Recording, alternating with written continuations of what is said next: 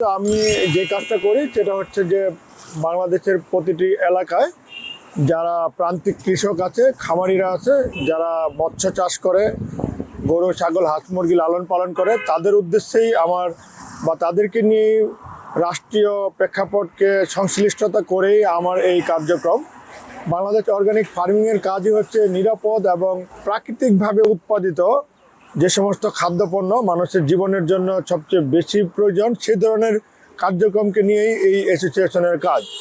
আমি চাই যে প্রতিটা মানুষ নিরাপদ থাকুক, তাদের নিশ্চিত ভবিষ্যৎকে নিরাপদ রাখুক এবং নিজেকে সুস্থ সবল রাখার চেষ্টা করুক। সেই ধারাবাহিকতায় আমরা অর্গানিক ফার্মিং অ্যাসোসিয়েশন শুরু করেছি।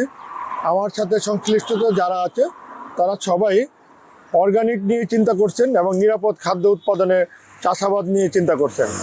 বাংলাদেশের যে প্রেক্ষাপট, বাংলাদেশের যে মাটি এখন যে অবস্থায় আছে, আমরা কেমিক্যাল সার ব্যবহার করে বাংলাদেশের মাটিকে এক ধরনের কেমিক্যালাইজ করে ফেলছি। এই মাটিতে যে উৎপাদিত যে পণ্য বা যে চাষাবাদ করে যা আমরা পাই, সেটা মূলত আমাদের জন্য খুবই স্বাস্থ্যের হানি হিসেবে আমরা এখন গ্রহণ করছি। আমরা যা গ্রহণ করি প্রতিটা খাদ্যই এখন আমাদের জন্য স্বাস্থ্যের জন্য হুমকি স্বরূপ। আমরা দেখি প্রতিদিন বিভিন্ন হসপিটালগুলোতে প্রচুর পরিমাণে রোগ ব্যাধি নিয়ে তারা আছেন। 40-45 বছর বয়সে আমরা বিভিন্ন রোগে আক্রান্ত হয়ে যাচ্ছি। এর মূল কারণই হচ্ছে খাদ্য। আমাদের খাদ্যের কোনো নিরাপদ নাই, খাদ্যের কোনো নির্দিষ্ট ব্যবস্থাপনা নাই। আমরা চাই নিরাপদ খাদ্য গ্রহণ করব, নিরাপদ রাখবো নিজেকে এবং সুস্থ সবল থাকব। আমাদের দেশে আজকে থেকে 40-45 বছর আগের যারা মানুষ, তাদেরকে দেখবেন তাদের এখন বয়স যদি 90-এর মতো হয়, তারাও এখন খুব ভালো আছেন, কারণ তারা ওই সময় ভালো খাবার গ্রহণ করতেন। কিন্তু আজকে আমরা যারা আছি, আমরা কিন্তু 40-45 বছরে বিভিন্ন রোগে আক্রান্ত হচ্ছে। এর একটাই কারণ হচ্ছে নিরাপদ খাদ্য আমরা গ্রহণ করছি না।